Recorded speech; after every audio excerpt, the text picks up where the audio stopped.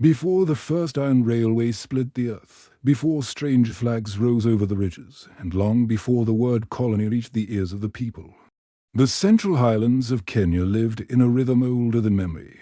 At the center of this world stood Mount Kenya, its white crown glowing at dawn, its slopes a sacred reminder that Ngai, the Creator, watched over everything that breathed. The land surrounding the mountain was a vast, living body, the ridges of Nairi, Murana, Kiombu, Embu, and Meru folded into each other like waves. Every ridge held its own homesteads, its own elders, its own sacred fig trees whose roots coiled deep into the soil.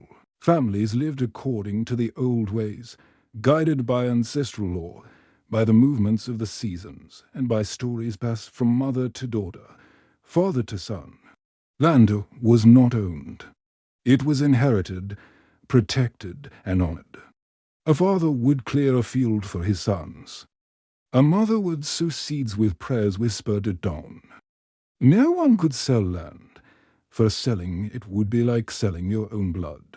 The soil fed the people, and in return, the people fed the soil with respect. Life moved in a cycle. Women farmed the terraces carved into the slopes, their hands working the rich, red earth. Men looked after goats and cattle, moving with them to the edges of the forests where the grass grew thick and green. Children fetched water from rivers that cut through the valleys, learning early that a home was not just a place, it was a lineage, a connection to all who came before. Justice was a communal affair. When disputes rose, elders gathered beneath the cool shade of a fig tree to listen. Decisions were made slowly, with care, aimed at restoring peace rather than just punishing wrongdoing. Oaths were sacred and binding, sworn with the full weight of spiritual consequence. These oaths, powerful and deeply respected, would one day become weapons during the uprising that the world would come to know as Mau Mau. The forests were not feared, they were revered. The towering trees of Mount Kenya, Nyandrua, Krura, Chigoria, and Gatamayu guarded mysteries older than the villages themselves. Within them lay sacred caves, initiation grounds, and healing groves filled with herbs known only to the medicine men. Warriors trained there, young men hunted there, and the ancestors were believed to wander through the mist at dawn, when the Mau Mau fighters later disappeared into these forests. They weren't just hiding, they were returning to the arms of an old, powerful protector. Before outsiders came, the people traded widely. Goats moved south toward Maasai country. Iron tools traveled east from the blacksmiths of Mbeya and Tharaka. Grain crossed ridges freely. The trails that carried these goods were open to all and wound through the very forests that would later shelter the rebellion.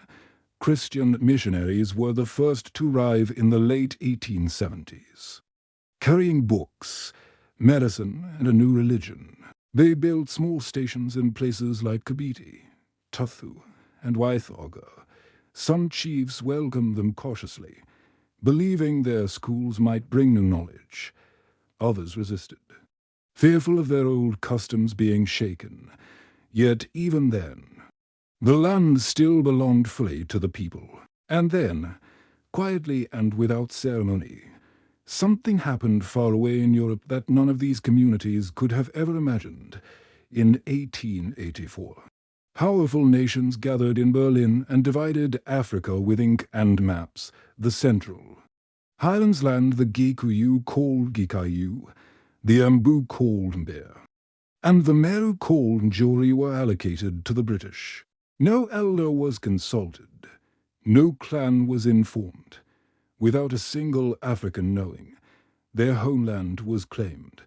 This invisible theft on paper would eventually lead to real dispossession, real conflict, and real bloodshed. But for now, in the years just before 1890, the people still lived unaware that a new power was already marching toward them, a power determined to reshape their land, their freedom, and their future.